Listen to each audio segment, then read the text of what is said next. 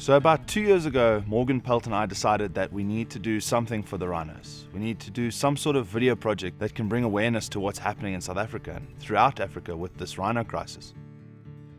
So for Morgan and I, the inspiration came from our connection to Care for Wild.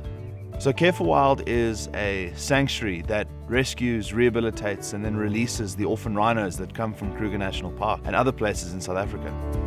These orphans are the result of poaching, and Care for Wild takes them in and looks after them and gets them back to health. As we went along, we decided, no, we've got to do something bigger, something better, something that can really impact this rhino crisis. And eventually we came up with the idea of doing a full feature-length documentary. So we decided to go the crowdfunding route to begin with. And once we succeeded with that, we started to shoot Disunity.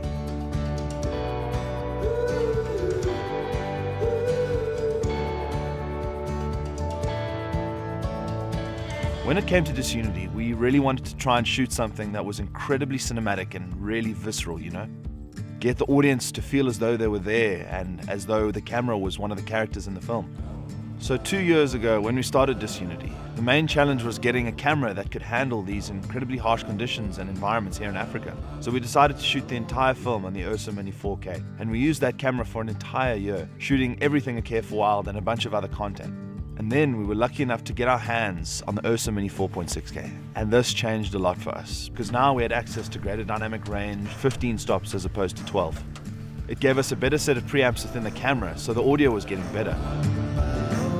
And then a few months later, we were given access to the URSA Mini Pro, and I was completely blown away by what the camera could actually achieve. And also being able to handle these incredibly harsh conditions from the midday sun in Africa, which is beating down. It's hot, there's blown out highlights, the shadows are deep and dark. Nighttime in Boma with Thor, where the only light source that we had were 2 headlamps.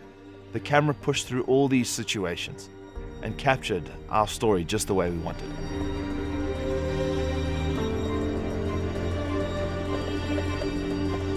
For me, as a cinematographer, camera choice is quite important because my entire job revolves around the camera. But when it comes to story, the camera is almost irrelevant. It's focusing on story and using the camera just as a tool to tell your story. But from a cinematographer's point of view, for me, the camera was really important because I obviously wanted to deliver the best image that I could. I wanted to shoot it as cinematically as I could. So with the URSA Mini Pro, changed the way I was able to run and gun, which is the style I've been using for this documentary, to get the audience to feel as though they're right there with the action, with the characters, and inside this world that we've created. The internal NDs changed the game. It gave me quick and easy access to changing those settings so that I can rather focus on story. You can also have the viewfinder straight on your eye, change the internal NDs, get your ISO shutter speed and everything that you need to set, and capture and focus on that story. And that's what a documentary camera needs to be. It needs to be something that can help you tell your story.